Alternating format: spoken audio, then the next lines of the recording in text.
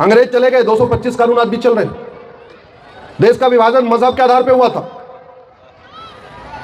देश का विभाजन किस आधार पर हुआ? मजहब के आधार पर। आज भी मजहब के आधार पर नियम कानून चल रहे हैं। आज भी मजहब के आधार पर मंत्रालय और आयोग चल रहे हैं। आज भी मजहब के आधार पर बोर्ड और ट्रिब्यूनल चल रहे हैं। आज भी मजहब के आधार पर लोन और वजीफा बांटा जा रहा है।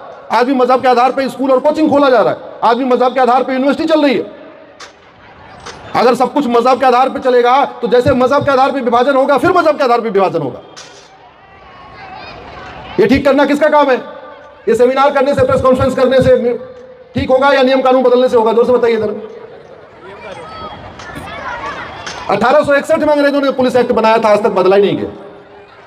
नतीजा, क्योंकि अंग्रेजों वाला पुलिस एक्ट चल रहा है तो पुलिस सत्ता की गुलाम बनी है। यूपी के पुलिस का बिहेवियर अलग रहता है, बंगाल की पुलिस का बिहेवियर अलग रहता है, महाराष्ट्र की पुलिस अलग तरीके से काम कर रही है। पुलिस को वेतन भत्ता कहां से आ रहा है? इनकम टैक्स, जीएसटी से आ रहा है। और पुलिस का व्यवहार अलग अलग है। एक यूनिफॉर्म पुलिस कोड लागू होना चाहिए, पुलिस चार्टर लागू होना चाहिए, जिससे पुलिस हर जगह एक जैसा व्यवहार करे। आज तक व्यवस्था लागू नहीं हुई। एक यूनिफॉर्म जुडिशियल चार्टर लागू होना चाहिए। जजेस की रिस्पॉन्सिबिलिटी, अकाउंटेबिलिटी तय होनी चाहिए। तारीख पे तारीख बंद होना चाहिए। झूठ बंद होनी चाहिए। मतलब आश्चर्य है। झूठी शिकायत, झूठी जांच, झूठी गवाही, झूठा एफिडेविट, झूठा विटनेस, झूठा, सब कुछ झूठा। दुनिया के कई देशों में झूठ बोलना इतना गंभीर अपराध है कि वहां का आतंकवादी भी सच बोलता है।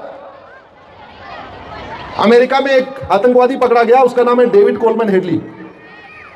सोचिए जरा, आतंकवादी, उससे पूछा, वो तूने रेकी किया क्या? बोले हाँ जी रेकी किया। आतंकवादी तुरंत सच बोला, हाँ जी रेकी किया। जानते हैं क्यों? क्योंकि रेकी करने की सजा 10 साल है और झूठ बोलने की सजा 10 से 20 साल है।